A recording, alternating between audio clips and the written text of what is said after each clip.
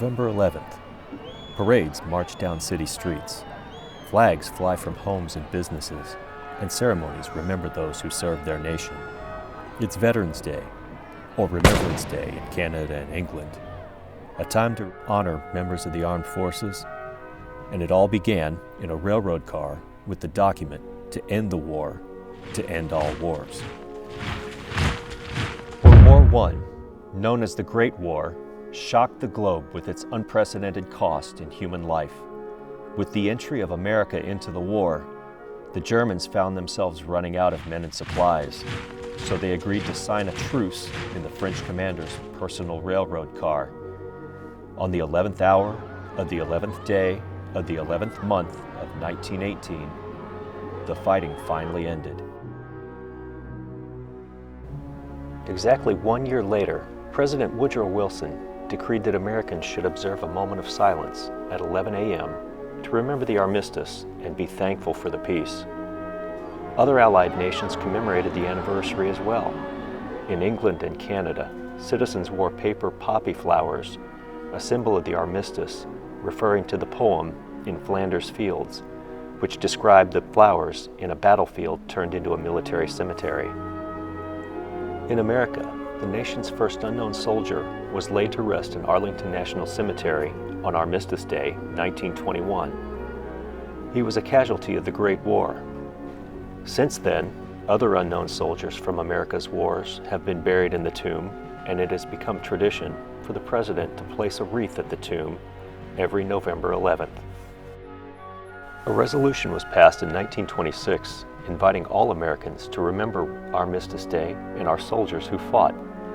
The idea was popular, and by 1938, the day was marked by so many local ceremonies and parades that Congress made it a national holiday, giving Americans the day off work. After World War II and the Korean War, Americans expanded the holiday to include all veterans who served in combat. In 1954, President Dwight Eisenhower, a World War II veteran, officially changed Armistice Day to Veterans Day, honoring those who served in all America's wars. In 1971, Congress moved the holiday to the fourth Monday in October, giving Americans a 3-day weekend. But most people rejected the idea, believing that the date of November 11th, the end of World War I, was too historically important to forget. President Ford reversed the law in 1975, returning Veterans Day to its rightful date. Over the decades, the holiday has changed with the times. Originally, it was a call for peace. Then in America, it became a day to remember war veterans. Today, Veterans Day honors not just those who served in war, but all those who served their country.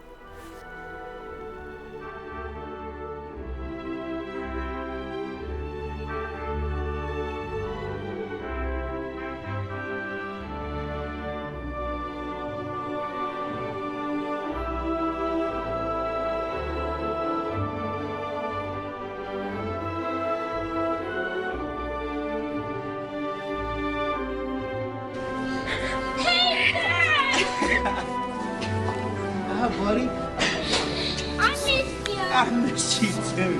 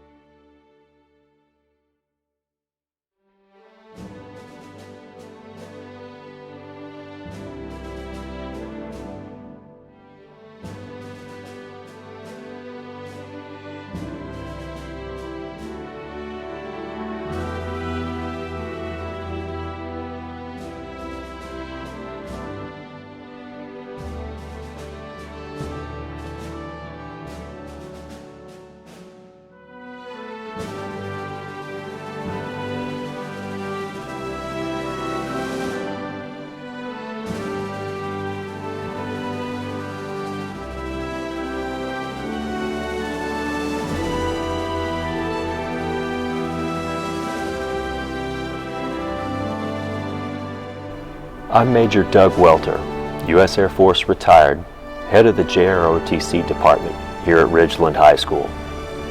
On behalf of the Titans, we salute our veterans, and we thank you for your endurance of hardships, your dedication to duty, and your service to our country.